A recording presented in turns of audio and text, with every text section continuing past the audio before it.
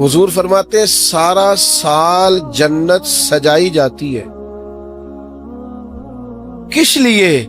حضور فرماتے ہیں رمضان المبارک کے لیے سارا سال جنت سجا دی جاتی، اس کو تیار کیا جاتا ہے رمضان کی سعادت افروز گھڑیوں کے لیے، ان مقدس ایام کے لیے جو لے کر رمضان سایہ فگن ہوتا ہے، اس کے لیے پورا سال جنت کو سجایا جاتا ہے، تزئین و آرائش کی جاتی ہے، اور رمضان آتا ہے تو کریم کے کریمانہ فیصلے ہونے شروع ہو جاتے ہیں۔ کریمانہ فیصلے، ایک کریمانہ فیصلہ ہوتا ہے کہ دوزخ کے دروازے بند کر دو اور جنت کے سارے ہی دروازے کھول دو، کہ پوری طرح تم اپنے ذہن میں اور اپنے دل میں ایک بات بٹھاؤ کہ ایک عظمتوں والا مہینہ تم پر سایہ فگن ہونے والا ہے، عظمتوں والا۔ حضور نے ایک دن قبل اس کی فضیلت بیان۔ ہمارے ہاں یہ ہوتا ہے کہ ہم کسی چیز کی اہمیت کو لیتے ہیں لیکن سمجھتے ہیں کہ یہ کوئی روٹین ورک ہے، یعنی نارملی ہر سال رمضان شریف آتا ہے، اپنے وقت کے حساب سے چاند بدلتا ہے اور اپنے وقت پر رمضان شریف آ جاتا ہے۔ ہم سمجھتے ہیں کہ مطلب روٹین کا ایک معاملہ ہے، ایک روٹین کی چیز ہے، لیکن اگر آپ اس کو اس نظر سے دیکھیں گے نا کہ اس مہینے کے آنے سے پہلے، یعنی ابھی ایک دن بعد آنا ہے رمضان کو، اور آنے سے پہلے حضرت سلمان فارسی فرماتے ہیں کہ نبی پاک نے ہمیں باقاعدہ بلا کے خطبہ دے کے رمضان کی عظمت ہمارے دلوں میں بٹھا دی، یعنی فکری طور پر اور ذہنی طور پر امت کو تیار کیا۔ فرمایا تم پر ایک ایسا مہینہ سایہ فگن ہونے والا ہے جو مبارک ہے تمہارے لیے، باعث برکت ہے تمہارے لیے۔ تم اپنے آپ کو ذہنی طور پر تیار کرو کہ ایک ماہ نور تمہارے قریب آ رہا ہے۔ جو رمضان، اسلامی عبادات جتنی بھی ہیں نا، وہ مخصوص پوجا پاٹ نہیں، اسلامی عبادات میں سے کوئی عبادت بھی ایسی نہیں جس کا مقصد ہی ہو کہ آپ نے اتنے وقت سے لے کر اتنے وقت تک فلاں عمل کرنا ہے۔ جتنی بھی عبادات ہیں اسلامی، وہ اپنے دامن میں کوئی نتیجہ رکھتی ہیں، کوئی رزلٹ رکھتی ہیں، اس کے ثمرات انسانی زندگی پر مرتب ہوتے ہیں۔ انسان کو تزکیہ نصیب ہوتا ہے، اس کے باطن کو صفائی نصیب ہوتی ہے، اسے خیر کرنے کا موقع ملتا ہے، تربیت کے بہت سارے مواقع اس میں پائے جاتے ہیں، بہت سارے اسرار و رموز کے ساتھ اسلامی عبادات ہیں۔ یہ جو رمضان المبارک ہے نا، یہ جو روزہ ہے، یہ روزہ اپنے دامن کے اندر تربیت رکھتا ہے، تربیت۔ یا ایھا الذین آمنوا کتب علیکم الصیام کما کتب علی الذین من قبلکم لعلکم تتقون۔ اے ایمان والو، تم پر روزے فرض کیے گئے جیسا کہ تم سے پہلے لوگوں پر بھی فرض کیے گئے تھے تاکہ تم تقوی اختیار کرو۔ روزہ تمہیں پرہیزگار بنائے گا، تمہارے اندر سے جو نفسانی چیزیں ہوں گی انہیں نکالے گا، اور اللہ تبارک و تعالیٰ کی طرف تمہارے دل کا رجحان ہوگا، تمہاری روح کا رجحان ہوگا، تمہیں تزکیہ دے گا۔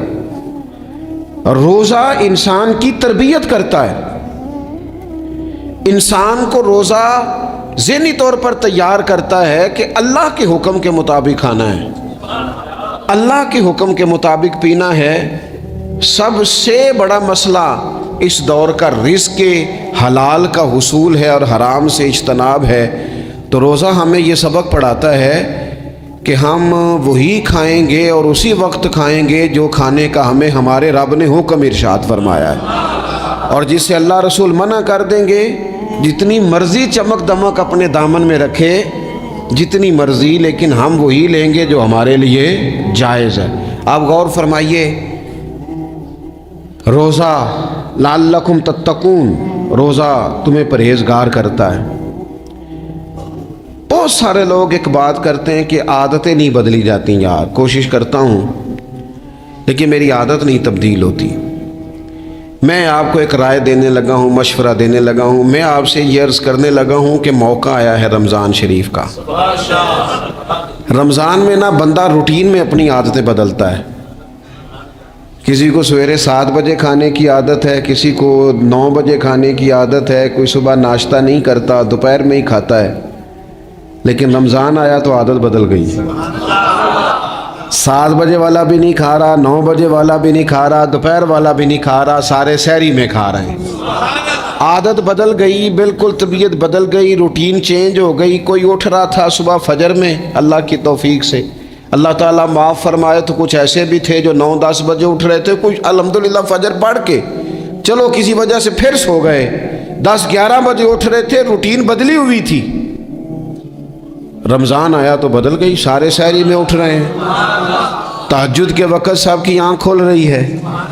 بالکل روٹین بدل گئی، حالات بدل گئے، معاملات تبدیل ہو گئے، اوقات تبدیل ہو گئے، دفاتر کے ٹائم تبدیل ہوئے، اسکولوں کے نظام تبدیل ہوئے، مدارس کے اوقات تبدیل ہوئے، ہر چیز کے اندر تبدیلی آئی. معنی کیا ہے کہ اللہ نے تمہیں موقع دیا ہے کہ عادتیں بدلی جا سکتی ہیں، اپنے آپ کو تبدیل کیا جا سکتا ہے، لائف سٹائل کو چینج کیا جا سکتا ہے. یہ موقع آیا ہے، ایک مہینہ ہے پورا، 2-3 دن 4 دن آپ کی روٹین بگڑ جائے نا سونے کی، یعنی روٹین سے ہٹ کے آپ سونا جاگنا شروع کر دیں تو پھر وہی روٹین بن جاتی ہے، پھر اسی ترتیب سے انسان سارے کام کرتا ہے. تو رمضان میں روٹین چینج ہوگی، سارے تہجد میں اور سحری میں اٹھیں گے، تو اللہ کرے نا یہ روٹین قائم رہے. رمضان میں تو اٹھتے تھے سحری کرنے کے لیے، تو اللہ کرے روٹین بن جائے اور سارا سال اٹھیں تہجد کی نماز ادا کرنے کے لیے. اللہ کرے روٹین بن جائے، چیزیں تبدیل ہو جائیں. وہ لوگ جن کو ڈاکٹر کہہ رہے تھے کہ دوائی بھی کھانی ہے اور پرہیز بھی کرنا ہے، تو وہ کہہ رہے تھے جی دوائی کھانا تو آسان ہے، پرہیز کرنا مشکل ہے. تو بدلنے لگی ہے نا روٹین، آ گیا نا رمضان، پرہیز کا ٹائم شروع ہو گیا. لہذا بہترین فائدہ یہ ہوگا کہ رمضان میں پرہیز ہوگی، ڈائٹ پلان بالکل بنایا جا سکتا ہے، اس میں چیزوں کو بالکل مرتب کیا جا سکتا ہے. تو رمضان شریف کے آنے سے پہلے ذہنی طور پر اپنی عادات کی تبدیلی کا پروگرام بنائیں، عادتیں بدل جایا کرتی ہیں. رسول کریم دنیا میں آئے وَيُزَكِّيكُمْ، حضور تزکیہ کرنے تو آئے ہیں، عادتیں بدلنے تو تشریف لائے ہیں. نبی پاک نے صفائی ستھرائی کر دی، ساری ناپاک چیزوں کو نکال دیا. تو روٹین دیکھیں کہ رمضان میں تقوی کے حصول کے لیے اپنی عادات کو تبدیل کرنا ہے، اور اس کے لیے ذہنی طور پر اپنے آپ کو تیار کریں. وہ جو کہتے ہیں بچے سویرے نہیں اٹھتے، وہ روٹین بنا لیں. یہ موقع آیا ہے، ابھی سے ارادہ کر لیں کہ جناب ہم نے اس ترتیب سے اپنے گھر کو، ماحول کو، بچوں کو اس ترتیب سے ہم نے مرتب کرنا ہے چیزوں کو. یہ آپ ارادہ کریں، اللہ تعالیٰ مدد فرمائے گا. رمضان المبارک کی جو خاص فضیلت ہے، اس خاص فضیلت کو رمضان آنے سے پہلے ذہن میں بٹھا لیں، اور رمضان المبارک پورے کا پورا اس ذوق سے گزاریں کہ ذہن میں بات موجود ہو، ذہن میں کہ دراصل رمضان کیا ہے. اللہ کے پیارے رسول صلی اللہ تعالی علیہ وسلم نے فرمایا، اے لوگو تم پر ایک عظیم المرتبت مہینہ سایہ فکن ہو رہا ہے. حضور فرماتے ہیں شہر مبارک، فرمایا یہ بڑا برکت والا مہینہ ہے، یہ برکتیں لے کے آیا ہے، یہ رحمتیں لے کے آیا ہے، یہ اپنے ساتھ عنایات لے کے آیا. اور نبی اکرم صلی اللہ تعالی علیہ وآلہ وسلم نے فرمایا جو بندہ بھی قرب الہی کی نیت سے رمضان میں نیکی کا طلبگار ہوگا، فرمایا وہ اگر نفل نیکی کرے گا نا تو اللہ تعالیٰ اسے فرض کے برابر ثواب عطا فرمائے. اور حضور علیہ الصلوۃ والسلام فرماتے ہیں جو اس مہینے میں ایک فرض ادا کرے گا اللہ 70 فرضوں کے برابر اجر عطا کرے گا.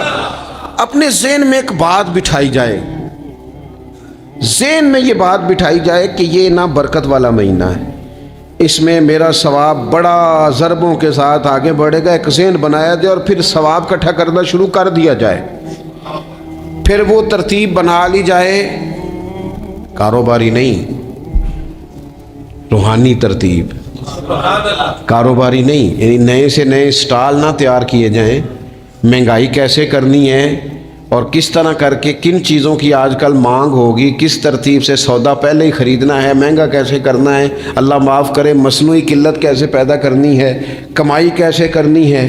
رمضان کے اندر جناب لوگ ساری ترتیب لگا کے ساری، میرے ایک دوست ہیں میڈیکل کے شعبے سے وابستہ ہیں، تو مجھے کہنے لگے کہ ڈاکٹر بھی اپنی روٹین بدلتے ہیں اور معدے والی ساری دوائیاں بھی اکٹھی کر لیتے ہیں کیونکہ رمضان آنے والا ہے، یہ زیادہ لوگ استعمال کریں گے۔ تو وہ ماحول نہ پیدا کریں کہ ہر چیز دنیا داری ہو جائے، ہر چیز دنیا داری نہیں، ہر چیز کو ایک نیا روپ دے دیا جائے اور نیا سے نیا مال کمانے کا سلیقہ بنایا جائے۔ میں اکثر کہا کرتا ہوں کہ رمضان تو اس لیے تھا نا کہ اس میں کم کھانا ہے، تھوڑا کھانا ہے، لیکن اگر بندہ کہے کہ میں نے صبح کا چونکہ کھایا نہیں لہذا اب شام کو اتنا کھانا ہے کہ ہفتے سے پہلے ڈاکٹر کے پاس بھی جانا ہے، میں نے وہ سارا پوری کرنی ہے روٹین، تو پھر وہ مقصد کو نہیں نہ سمجھا، پھر اس نے اس خوبصورتی کو نہیں پایا جو خوبصورتی اس کو دین دینا چاہتا تھا۔ ایک تو رمضان کی فضیلت کو سمجھنا ہے، اور پھر جب ہم روزہ دار ہیں، ہم نے روزہ رکھا ہوا ہے، تو نبی پاک علیہ السلام نے خود اس مفہوم کو کھول کے بیان کیا، فرمایا جس بندے نے جھوٹ نہیں چھوڑا، گناہ نہیں چھوڑا، گویا غیبت نہیں چھوڑی، بدی نہیں چھوڑی، تو اللہ کے محبوب علیہ الصلوۃ والسلام فرماتے ہیں پھر اللہ تعالیٰ کو اس کے بھوکا پیاسا رہنے کی تو کوئی ضرورت نہیں، کیونکہ لعلکم تتقون، تقوی اختیار کرنا تو روزے کا مقصد تھا، اور اگر اس نے وہ بات کو سمجھا ہی نہیں، استاد کے لیے صرف استاد ہو جانا ہی ضروری نہیں، اس کو پھر اپنے منصب کا لحاظ کرنا بھی ضروری ہے کہ میں استاد ہوں۔ والد کا صرف والد ہو جانا ہی کمال نہیں، اس کو پھر اس منصب کے تقاضوں کو بھی سمجھنا چاہیے کہ اب میں ایک باپ ہوں، اب میں روٹین میں وہ آزاد نہیں ہوں کہ جہاں میرا جی چاہے گا جاؤں گا، جہاں میری طبیعت چاہے گی میں کھاؤں گا، جہاں میرا دل کرے گا میں وہ کام کروں گا۔ اب آپ سرپرست ہیں، سربراہ ہیں۔ انسان دیکھیں نا، ایک شخص ہے وہ عالم ہے، علم پڑھ لینا صرف کمال نہیں، وہ اپنے منصب کو بھی تو سمجھے نا، اس منصب کے وقار کو، اس کے لحاظ کو بھی تو سمجھے نا۔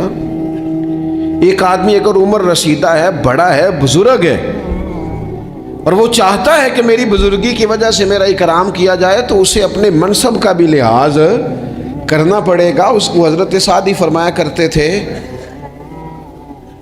میں نے 18 سال کے بزرگ دیکھے اور میں نے 75 سال کے بچے دیکھے۔ حضور کیا مطلب؟ فرمانے لگے عمر ہو گئی لیکن اپنے منصب کا خیال نہ کیا، عادات بچوں والی رہی۔ اور فرماتے میں نے ایسے لوگ دیکھے جن کو شروع وقت میں ہی اللہ والوں کی صحبت نصیب آئی، تو وہ جو بزرگی ہے وہ پھر عمر کی وجہ سے نہیں ملی، وہ اللہ نے علم اور عمل کی وجہ سے عطا فرما دی۔ تو اپنے منصب کا لحاظ کرنا کہ میرا یہ منصب ہے۔ اسی طرح جب ہم نے روزہ رکھا ہوا ہوگا نا، تو پھر ہم نے اس منصب کا بھی لحاظ کرنا ہے کہ میں روزے دار ہوں، پھر خالی بھوکے پیاسا نہیں رہنا۔ رسول پاک صلی اللہ تعالی علیہ وآلہ وسلم نے پتہ ہے روزے دار کی فضیلت کیا بیان فرمائی؟ اللہ کے محبوب صلی اللہ تعالی علیہ وسلم فرماتے ہیں کہ رب فرماتا ہے ابن آدم کا ہر عمل اس کے لیے ہے، روزہ میرے لیے، اور فرمایا میں خود جزا دوں گا روزے کی، میں خود جزا دوں گا روزے کی۔ اور حضور فرماتے ہیں روزہ ڈھال ہے، جو شخص روزہ دار ہو وہ بےہودگی سے، فحش گوئی سے اجتناب کرے۔ اور اللہ کے محبوب صلی اللہ تعالی علیہ وسلم فرماتے ہیں اگر کوئی شخص اسے گالی دے، اگر کوئی شخص اس سے جھگڑا کرنا چاہے تو پتہ کیا جواب دے؟ اسے کہے بھئی میں روزے دار ہوں، میرے منصب کا تقاضا نہیں کہ میں تیرے ساتھ الجھوں۔ اور رسول پاک صلی اللہ علیہ وسلم فرمانے لگے اوہو اتنی بڑی بات۔ حضور فرمانے لگے، یہ صحیح مسلم کے لفظ ہیں، کریم محبوب فرمانے لگے مجھے اس رب کی عزت کی قسم جس کے قبضے میں محمد عربی صلی اللہ علیہ وسلم کی جان ہے، حضور فرماتے روزہ دار کے منہ کی خوشبو اللہ تعالیٰ کے نزدیک قیامت کے دن مشک کی خوشبو سے بھی زیادہ وقت والی ہوگی۔ اس کے منہ سے جو خوشبو آتی ہے قیامت میں مشک پیچھے رہ جائے گا، اور رب کی بارگاہ میں صرف روزہ دار کے منہ سے، اگر تیرے منہ کی خوشبو رب کو اتنی پسند ہے تو تجھے بھی تو اپنے منصب کا خیال ہونا چاہیے کہ میں نے روزہ رکھا ہوا ہے، میں روزہ دار ہوں۔ اور میرے نبی پاک علیہ السلام کے یہ دو لفظ ہیں نا، وہ صوفیاء ہیں نا، اللہ کے نیک بندے جو ساری زندگی تڑپتے رہے کہ کبھی یہ حقیقت منتظر نظر آنا لباس مجاز میں، کبھی مالک ایک دفعہ کبھی تیرا جلوہ ملے، کبھی یہ حقیقت منتظر نظر آنا لباس مجاز میں۔ لاکھوں سجدے تڑپ رہے ہیں میری جبین نیاز میں، اور جو ساری زندگی کہتے رہے کہ ہم تو عمر دراز مانگ کے لائے تھے 4 دن، 2 آرزو میں کٹ گئے، 2 انتظار میں، کہ دیکھو انہیں انعام ملنے لگا۔ جو اس کی راہ کے سوالی تھے، جو اس کے رستے کے مسافر تھے، جو اسے پانا چاہتے تھے، جو اس کی دید کرنا چاہتے تھے، جو اسے ملنا چاہتے تھے، میرے رسول پاک علیہ السلام نے فرمایا روزہ دار کو 2 خوشیاں ملیں گی۔ ایک خوشی اس وقت ملتی ہے جب وہ افطار کرتا ہے، اور فرمایا ایک خوشی اس وقت ملے گی جب وہ اپنے رب سے ملاقات کرے گا، جب وہ اس سے ملے گا تو اس وقت روزہ دار کو خوشی ہوگی۔ میرے دوستو، خوشی تو جو ہوگی سو ہوگی، لیکن یہ لفظ بڑے حسین نہیں کہ روزہ دار کی رب سے ملاقات ہوگی، یہی لفظ بڑے باکمال نہیں۔ ایک روایت میں تو یہ ہے نا کہ روزہ میرے لیے ہے، میں اس کی جزا دوں گا، اور ایک روایت میں یہ ہے کہ روزہ میرے لیے ہے اور رب فرماتا ہے میں خود روزے کی جزا ہوں، یعنی باقی نیکیوں پر ثواب ملے گا، روزہ رکھنے والے کو رب رحمان ملے گا۔ نبی اکرم صلی اللہ تعالی علیہ وسلم کے امت کے صوفیاء نے نا کچھ چیزوں کو بڑا کھولا ہے۔ عارف رومی کہتے ہیں کہ ایک دن نا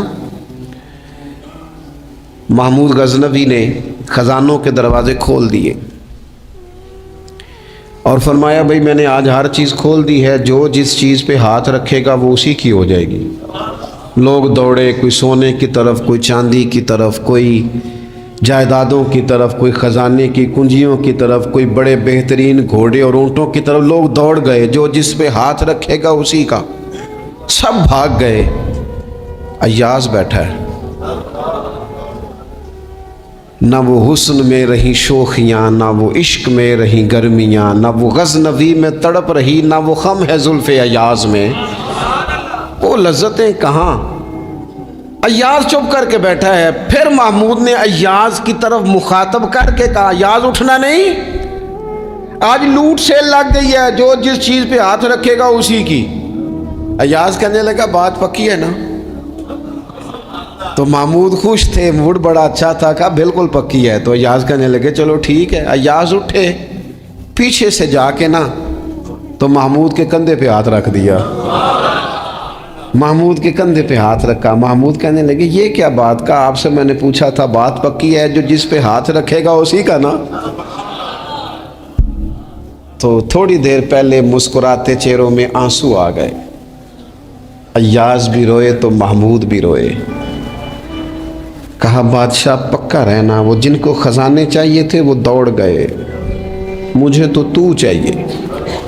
لنگ کئی مہینے تے برس گئے تے تیری دید نو دیدے ترس گئے، تیری تو ملے گا۔ تو پھر کہا محمود نے، اس نے کہا میں وعدہ کر چکا تھا، بس ٹھیک ہے، باقیوں کے خزانے اور میں تیرا، طے ہو گئی۔ فرمایا باقی نیکیوں پر ثواب ملے گا، اور روزہ رکھنے والے کو رب رحمان ملے گا، اللہ کا قرب ملے گا۔ دیکھو نا، وہ خاص انسان کو کیفیت حاصل ہوتی ہے روزے میں، رب کے ہونے کا یقین۔ وہ جو صوفیاء کہتے ہیں نا مراقبہ کرو، وہ نصیب ہوتا ہے۔ یعنی کسی کو کیا پتہ ہے اس کا روزہ ہے کہ نہیں، اکیلا ہے نا گھر میں، فریزر بھرا ہوا ہے، نہیں نہ کھاتا، کیوں؟ اسے پتہ ہے میرا رب میرے ساتھ ہے، میرا رب مجھے دیکھ رہا ہے۔ بس یہ تصور توحید پکا ہو جاتا ہے رمضان، تو پھر اللہ تبارک و تعالیٰ کی بھی خاص رحمت اور کوئی خاص ہی اعزاز۔ حضور فرماتے ہیں جنت کے کئی دروازے ہیں، ایک باب الریان ہے، اس سے صرف روزہ دار گزریں گے. آواز ہوگا روزے والے آ جاؤ، وہ آ جائیں گے. فرمایا اس خاص دروازے سے گزرو، جب گزر جائیں گے تو فرمایا بند کر دو بھائی، اور کوئی نہیں گزرے گا یہاں سے. دروازہ ہی مخصوص ہے، ان کا اعزاز ہی ذرا زیادہ ہے. تو میرے عزیز رمضان شریف کے اندر وہ منصب کا بس خیال رکھیں کہ میں روزہ دار ہوں، اس احتیاط کے ساتھ. اور دوسری جو رمضان کی چند عبادات ہیں نا، سب سے پہلی تو میں عرض کروں گا تراویح کے حوالے سے. یہ بات یاد رکھ لیں کہ نبی پاک علیہ الصلوۃ والسلام نے فرمایا جس نے ایمان اور احتساب کی نیت کے ساتھ رمضان میں قیام کیا، اللہ اس کے پچھلے سارے گناہوں کو معاف فرما دے گا. اور ایک مقام پر نبی پاک صلی اللہ تعالیٰ علیہ وسلم نے بیان کیا، یہ مشکات میں موجود ہے. حضور فرماتے ہیں رمضان اور قرآن دونوں قیامت کے دن بندے کی شفاعت کریں گے. رمضان کہے گا یا اللہ میں نے اسے دن بھر کھانا کھانے سے باز رکھا اور تیری بارگاہ کے حکم کے مطابق اس نے اپنے آپ کو ان چیزوں سے بچا کے رکھا. اور قرآن کہے گا مالک رات میں نے اسے نیند سے روکے رکھا. کیا مطلب؟ اس نے کھڑے ہو کے عبادت کی. اگرچہ اس سے مراد شارحین حدیث نے تراویح بھی لیا ہے، تہجد کی نماز بھی لیا ہے، صلاۃ اللیل بھی لی ہے، لیکن میرے عزیز یہ خاص ربط ہے قرآن مجید کے ساتھ تراویح کا. مسنون ہے رمضان کی راتوں میں قرآن مجید اور تراویح کا پڑھنا. اگر تھوڑی سی نا طبیعت میں صرف تبدیلی پیدا کی جائے، میں نے دیکھا ہے کہ جو لوگ کہتے ہیں نا میرا وقت بڑا قیمتی ہے، بڑی ساری جگہوں پہ آپ کو بیٹھنا پڑتا ہے، بیٹھیں آپ 2 گھنٹے بیٹھیں، 3 گھنٹے بیٹھیں. میں نے دیکھا ہے لوگ جاتے ہیں کسی دفتر میں تو رات کو ہی چلے جاتے ہیں اس علاقے میں، کھڑے ہیں پاسپورٹ کے دفتر کھڑے ہیں، شناختی کارڈ کے دفتر کھڑے ہیں، امیگریشن کی لائنوں میں کھڑے ہیں. کچھ ذہن تو بنائیں کہ میں نے رات کھڑے رہنا ہے اور اپنے رب کی عبادت کرنی ہے. تراویح کو ذرا ذوق سے آپ اگر تھوڑا ارادہ کر لیں گے نا، یعنی کوئی ایسا مشکل کام نہیں. میری تو رائے یہ ہے کہ پہلے 3-4 دن ذرا جم کے ذہن بنائیں اور تھوڑا سا نا روٹین کو بدلنے کی کوشش نہ کریں. جس امام صاحب کے پیچھے تراویح شروع کریں کوشش کریں ساری وہیں پڑھیں. روٹین بدلنے سے بھی سستی آتی ہے. ایک دن یہاں گئے، 2 دن وہاں گئے، تو یہ روٹین بدلنے سے بھی بعض اوقات سستی آتی ہے. کوشش کریں ایک جگہ پہ قرآن شریف سننا شروع کریں اور پھر پورا قرآن مجید وہیں پہ سنیں اور تھوڑا ذہن بنائیں. میں نے دیکھا ہے ہمارے استاد صاحب اس طرح کیا کرتے تھے کہ بہت تھوڑا کھانا افطاری کے وقت، تھوڑا، اور ان سے کہا جاتا آپ بزرگ آدمی ہیں اتنا کم کھانا کیسے نظام چلے گا؟ تو فرماتے تھے میں 1 چپاتی اور آدھی چپاتی کھا لوں گا لیکن تراویح کے بعد. اب اگر زیادہ کھانا کھاؤں گا تو طبیعت میں سستی آئے گی، میرے لیے کھڑا ہونا مشکل ہو جائے. سادہ سا کھانے کے ساتھ افطاری کی جائے گی. اور تراویح کے لیے اپنے آپ کو ذہنی کہاں ٹائم ملتا ہے سارا سال قرآن پڑھنے سننے کا؟ یہ تو اللہ نے موقع عطا فرمایا ہے. تو تھوڑا سا اگر دلچسپی پیدا کی جائے، بڑا سونا قرآن مجید پڑھا جاتا ہے مساجد میں، بچے بڑی خوبصورتی سے، تو اللہ کا شکر ہے جگہ جگہ پہ. اور مساجد کے علاوہ بھی میں نے دیکھا ہے ہم سے لوگ مطالبہ کرتے ہیں کہ ہماری فیکٹری میں رات کو بھی کام ہوتا ہے، اتنے سارے ورکر ہیں تو بچہ کوئی مل جائے قرآن شریف سنائے، فلانی جگہ بھی اتنے لوگ ہیں تو اگر موقع مل جائے.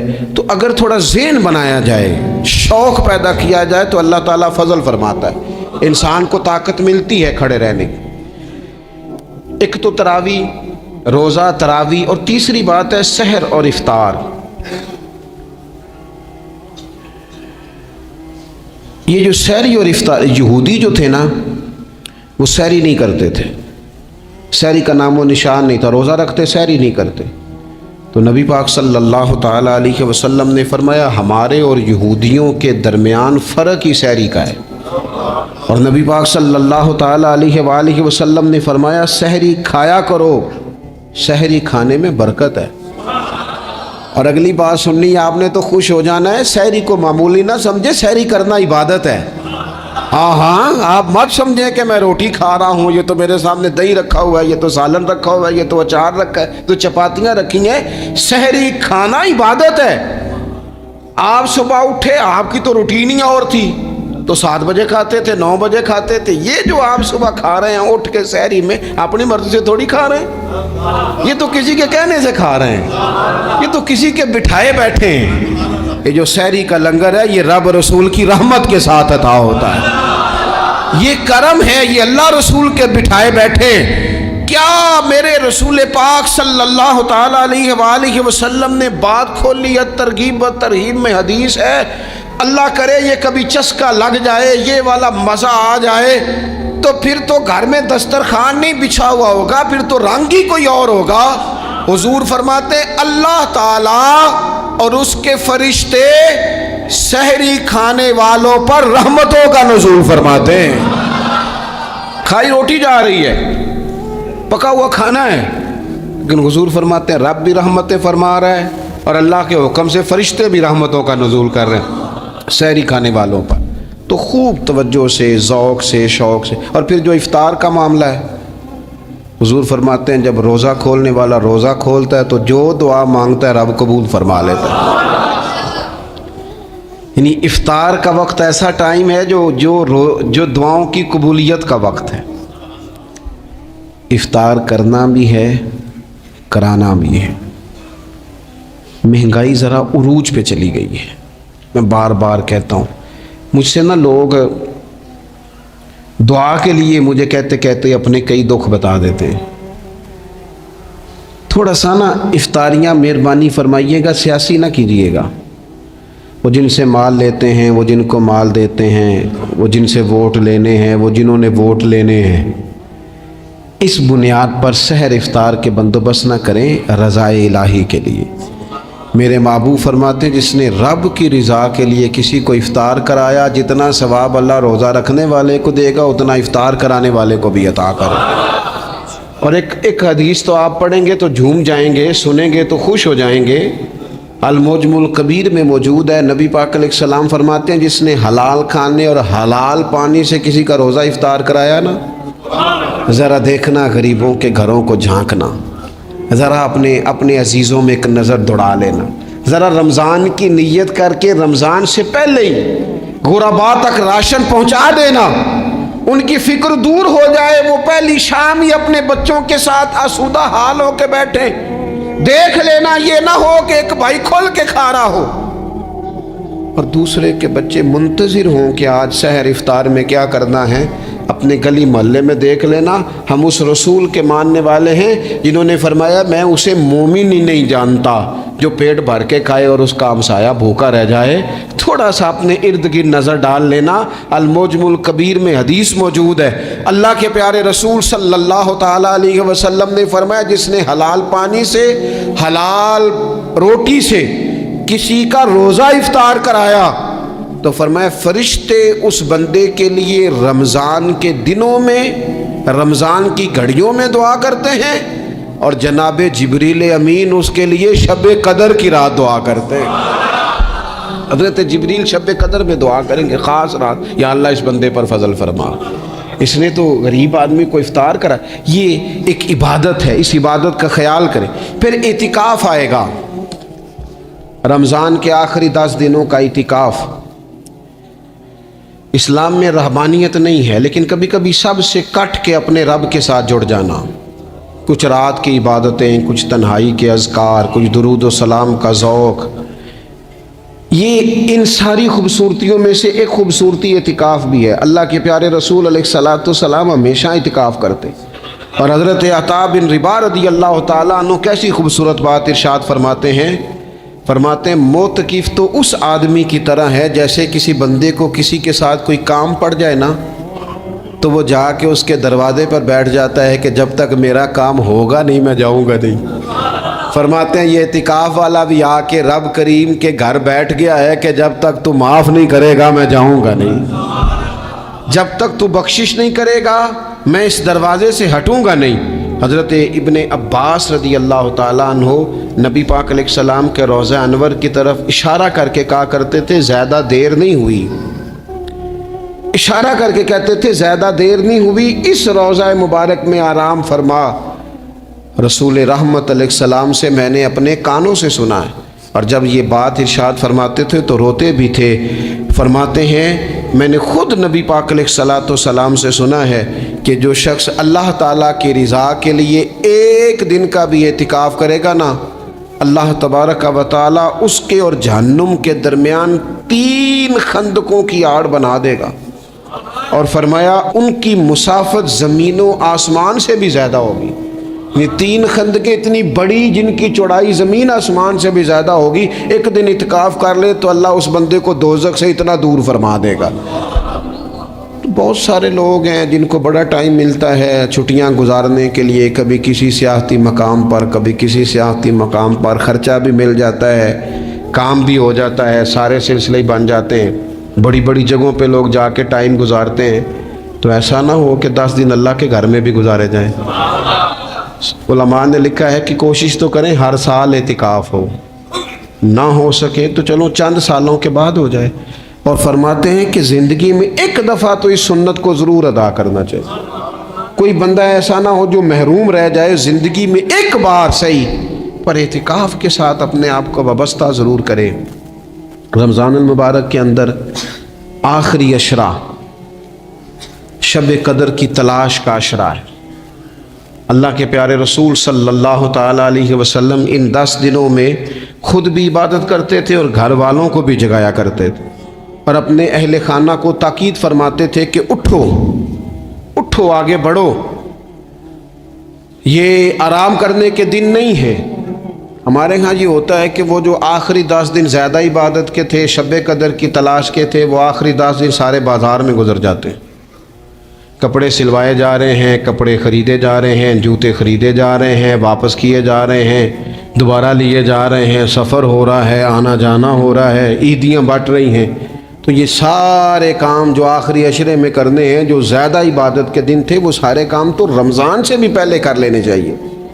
کپڑے رمضان سے پہلے خریدے جائیں، پہلے سلوا لیے جائیں، جوتے پہلے لے لیے جائیں، ضرورت کے کام پہلے کر لیے جائیں۔ جہاں آپ کو جو بانٹنا ہے وہ رمضان سے پہلے کریں۔ وہ مفت کی اپنے دل کو مطمئن کرنا کہ اب میرے پاس یہ بڑے میں خیر کا کام کرنے نکلا ہوا ہوں، میں عیدی بانٹنے جا رہا ہوں، یہ پہلے بانٹنے تھے۔ یہ عجیب بات ہے کہ جو زیادہ وقت مسجد میں گزارنے کا ٹائم تھا وہ سارا ہم نے ضائع کر دیا، وہ ادھر ادھر بازاروں کی نظر ہو گیا، میل ملاپ کی نظر ہو گیا۔ تو اگر چیزوں کو مرتب کیا جائے، میں تو دوستوں سے کہا کرتا ہوں، زکوٰۃ کا حساب، صدقات کا حساب، صدقات فطر کا حساب، جتنے بھی روٹین کے کام ہیں اس کو کوشش کریں رمضان شریف سے پہلے آپ ترتیب دیں، آپ ان چیزوں کو پہلے سے مرتب کریں تاکہ وہ بہترین ہو جائیں۔ ہم تو اس دین کے ماننے والے ہیں جہاں نیت کرو تو اجر شروع ہو جاتا ہے۔ آپ رمضان کی نیت سے جو آج خرچ کریں گے اس کو اللہ تعالیٰ رمضان کے ثواب کے برابر ہی اجر عطا فرمائے گا۔ لیکن وہ ہم نا کچھ لوگ بڑا ایک صاحب مجھ سے کہنے لگے جی میں نے سنا ہے صدقہ فطر آخری عشرے میں ہی دینا چاہیے۔ میں نے کہا آپ کا پروگرام تب دینے کا، اس لیے آپ نے یہ گاڑا کر کے سن لیا، ذرا اس کو آپ نے زیادہ غور سے سن لیا ہے۔ آپ جب ضرورت محسوس کریں، جب آپ سمجھیں کہ کسی کو ضرورت ہے، ضرورت کے وقت کوئی چیز کام نہ آئی تو پھر کب جا کے کام آئی۔ تو میری آپ سے یہ اپیل رہے گی کہ پہلے سے چیزوں کو مرتب کریں، معاملات کو پہلے سے طے کریں۔ وہ لوگ بڑے اچھے ہوتے ہیں جو وقت پر منصوبہ بندی کرتے ہیں، جو چیزوں کو ٹائم پہ مرتب کرتے ہیں۔ وہ ٹائم جو ہمارا بالکل اللہ کی بارگاہ میں حاضری کا ہے، عبادات کا ہے، اگر وہ سارا گاڑیوں کی نظر ہو جائے گا، اسفار کی نظر ہو جائے گا تو ہم نے حاصل کیا کیا۔ ایک بات آخر میں بڑے درد کے ساتھ آپ کی خدمت میں عرض کرنی ہے، ہر سال کہتا ہوں، اس سال بھی کہوں گا، ذاتی اخراجات کو کچھ کم کیا جائے۔ ذاتی اخراجات نہ کچھ لوگوں کے بہت زیادہ ہیں، ان کے اپنے لباس کے، کپڑوں کے، اور وہ اخراج میں نے پچھلے جمعے بھی کہا تھا، اسلام ذبائش کی اجازت دیتا ہے، نمائش کی اجازت نہیں دیتا۔